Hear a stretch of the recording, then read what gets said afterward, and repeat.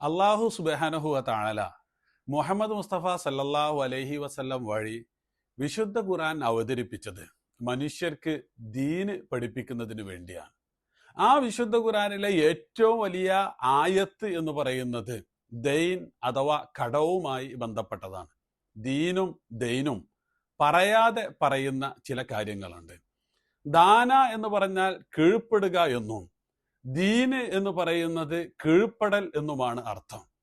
അള്ളാഹുവിന് പരിപൂർണമായി കീഴ്പ്പെടുന്നതിനാണ് വിശുദ്ധ ഖുർആൻ ദീൻ എന്ന് പ്രയോഗിച്ചിട്ടുള്ളത്.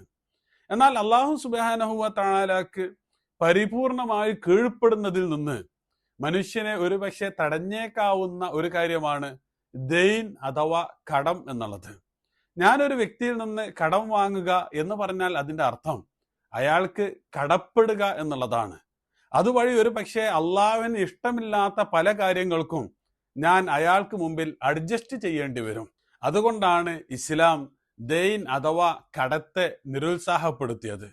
കടം വാങ്ങുന്നതിന് ഏകദേശം 1 പേജോളം വരുന്ന ഒരു വലിയ നിർദ്ദേശം തന്നെ അള്ളാഹു സുബ്ഹാനഹു വ തആല നൽകിയത്. കടമുള്ളവന്റെ മേൽ മയ്യത്ത് നമസ്കരിക്കുകയില്ല എന്ന് റസൂൽ സല്ലല്ലാഹു അലൈഹി വസല്ലമ പ്രഖ്യാപിച്ചത്. അതുകൊണ്ട് കടം വാങ്ങാതിരിക്കുക, കടം വാങ്ങുന്നത് തന്നെയും നമ്മുടെ ദീനിന് പോറലേൽപ്പിക്കുന്ന വിധത്തിലാവാതിരിക്കുക. കാരണം ദൈൻ എന്ന് പറയുന്നത് കേവലം കടമല്ല, നേരെ മറിച്ച് ദീനിനെ സംബന്ധിച്ചിടത്തോളം അപകടമാണ് എന്നാണ് വിശുദ്ധ ഖുർആൻ പറയാതെ പറയുന്നത്.